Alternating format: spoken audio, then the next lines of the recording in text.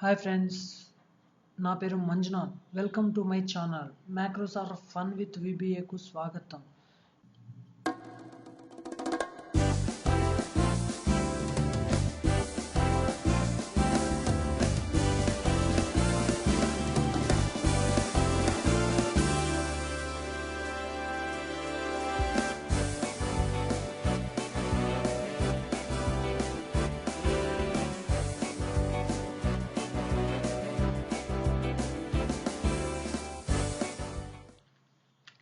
ఈరోజు నేను మీకు మ్యాక్రోస్ గురించి, ఎక్సెల్ గురించి, విబిఏ గురించి డీటెయిల్గా స్టెప్ బై స్టెప్ ఎక్స్ప్లెయిన్ చేయబోతున్నాను. ఫస్ట్ ఆఫ్ ఆల్ మీరు మ్యాక్రోస్ గురించి తెలుసుకోవాలి అనుకుంటే ఎక్సెల్ గురించి తెలుసుకోవాలి. సో నేను ఎక్కువసేపు బోర్ కొట్టించాను friends. So each and everything మీకు అర్థమయ్యేలాగా సింపుల్గా చెప్పి క్లోజ్ చేసేస్తాను. ఎక్సెల్ అనేది ఒక ఎలక్ట్రానిక్ స్ప్రెడ్షీట్. అందులో మనం క్యాలిక్యులేషన్స్, ఇంకా పైవట్ చార్ట్స్, గ్రాఫ్స్, సో డేటాని సేవ్ చేసుకోవడం, లేదా ఎవరికైనా ఫైల్ని ట్రాన్స్ఫర్ చేయడం, ఆ విధంగా ఎక్సెల్ షీట్ అనేది మనం యూస్ చేసుకోవచ్చు. సో సెకండ్ థింగ్ వచ్చేసి మ్యాక్రోస్. మ్యాక్రోస్ అనేది ఏదైతే మనకు day to day repeated activity ఉంటుందో అది మళ్ళీ మళ్ళీ మనం ఎక్సెల్లో చేస్తూ ఉంటాము. అది మనం చేయాల్సిన అవసరం లేదు. జస్ట్ ఈ మ్యాక్రోస్ని మీరు రికార్డ్ చేసుకునేస్తే బ్యాక్ ఎండ్ ద్వారా కోడ్ అనేది రన్ అవుతుంది. ఫ్రంట్ ఎండ్ మీకు రిజల్ట్ అనేది జనరేట్ అవుతుంది ఫ్రెండ్స్. సో ఇది మీకు నేను ప్రాక్టికల్గా చేసి చూపిస్తాను. ఎలా రికార్డ్ చేయాలి, ఎలా చేయాలి అని చెప్పేది కూడా నేను మీకు చెప్తాను. నెక్స్ట్ థింగ్ వచ్చేసి విబిఏ.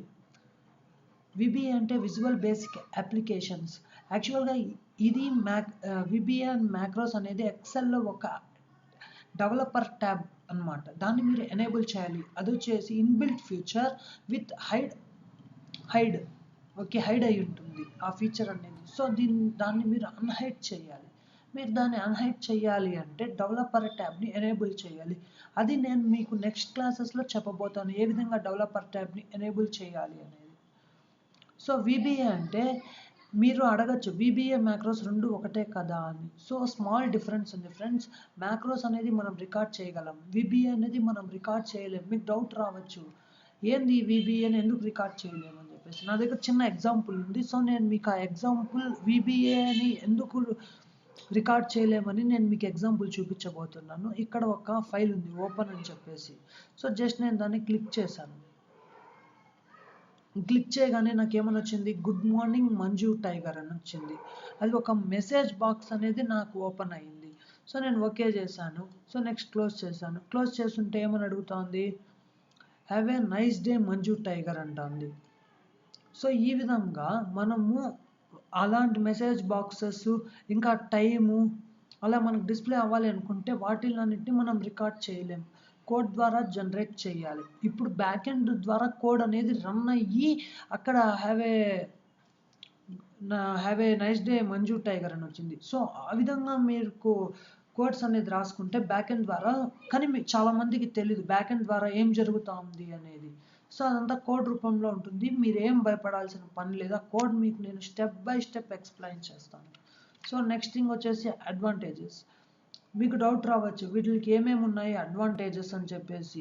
ఎవరైతే ఎక్సెల్లో వర్క్ చేస్తారో వాళ్ళకి తెలుసు ఫ్రెండ్స్ దీంట్లో ఉన్న అడ్వాంటేజెస్ ఏమి అని చెప్పేసి.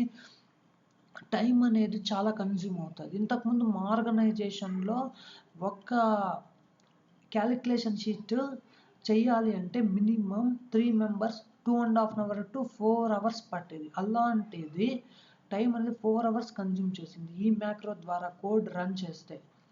సో నెక్స్ట్ వచ్చేసి ఇలాంటి అడ్వాంటేజెస్ చాలా ఉన్నాయి. నేను మీకు ముందు చెప్పబోతా ఉంటాను. ఒకేసారి చెప్తే మీరు బోల్గా ఫీల్ అవుతారు.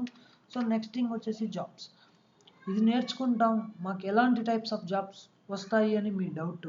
సో ఇది కనుక మీరు నేర్చుకున్నట్లయితే మీకు జాబ్స్ అనేవి, ఎవరైతే ఐటీకి వెళ్ళాలి అనుకుంటున్నారో వాళ్ళకి ఇది పర్ఫెక్ట్. సో ఇది నేర్చుకొని సెలీనియం నేర్చుకుంటే ఐటీకి ఈజీగా పర్ఫెక్ట్గా వెళ్ళచ్చు. లేదు ఎస్క్యూఎల్ కనుక నేర్చుకున్నట్లయితే డెవలపర్ విత్ ఎస్క్యూఎల్ ఇంకా చాలా బాగుంటుంది ఫ్రెండ్స్. ఇంకా పైథాన్ అని ఇంకా చాలా లాంగ్వేజెస్ ఉన్నాయి. మీరు అవి కనుక నేర్చుకున్నట్లయితే ఐటీలో మంచి గ్రోత్ ఉంటుంది. సో మీకు డౌట్ రావచ్చు, వీడియో ఎంతసేపు ఐటీ గురించి చెప్తున్నాడు, నాన్ ఐటీ వాళ్ళ గురించి ఏమి అక్కడికే వస్తున్నాను ఫ్రెండ్స్. నాన్ ఐటీ వాళ్ళు వచ్చేసి నాన్ ఐటీ వాళ్ళకి ఇంకా చాలా యూజ్ అవుతుంది. ఎందుకంటే ఒక ఆర్గనైజేషన్లో ఎక్సెల్ లేకుండా వర్క్ అనేది జరగదు. సో మీకు ఎలాంటి జాబ్స్ వస్తాయంటే ఎంఐఎస్కి సంబంధించిన జాబ్స్ చాలా ఉన్నాయి. ఎంఐఎస్ అంటే మేనేజ్మెంట్ ఇన్ఫర్మేషన్ సిస్టమ్ అని, దానికి సంబంధించిన జాబ్స్ చాలా ఉన్నాయి. సో నేను మీకు దాని గురించి కూడా ఎక్స్ప్లెయిన్ చేస్తాను ఫ్యూచర్ క్లాసెస్లో. ఎంఐఎస్ గురించి నేను సపరేట్గా ఒక ట్యుటోరియల్ కూడా పెడతాను, మీరు చూడొచ్చు. సో ఇది ఫ్రెండ్స్ ఈరోజు విబిఏ అండ్ మ్యాక్రోస్ గురించి. సో నెక్స్ట్ క్లాసెస్లో వచ్చేసి నేను డెవలపర్ ట్యాబ్ని ఏ విధంగా చేయాలి, రేంజ్ని ఏ విధంగా సెలెక్ట్ చేసుకోవాలి అనేది నేను మీకు తర్వాత పెట్టబోయే ట్యుటోరియల్స్లో చూడండి. మీరు ఏదైనా నాకు సలహాలు సూచనలు ఇవ్వాలి అనుకుంటే కింద కామెంట్స్ బాక్స్లో తెలపండి. ఇంకేదన్నా స్పెసిఫిక్గా నేను సరిగ్గా చెప్పలేకపోతే అది కూడా నాకు చెప్పండి ఫ్రెండ్స్. Okay, thanks friends. మీ సహనంగా ఈ వీడియోని చూసినందుకు ధన్యవాదాలు. సో చివరిగా ఒక మాట, మీ ఫ్రెండ్స్కి చెప్పండి సబ్స్క్రైబ్ చేసుకోమని. ఎందుకంటే నేను లేటెస్ట్ అప్డేట్స్ పెడితే మీకు తెలియాలి కదా ఫ్రెండ్స్. సో తప్పక నా ఛానల్ని సబ్స్క్రైబ్ చేసుకోండి. జై హింద్.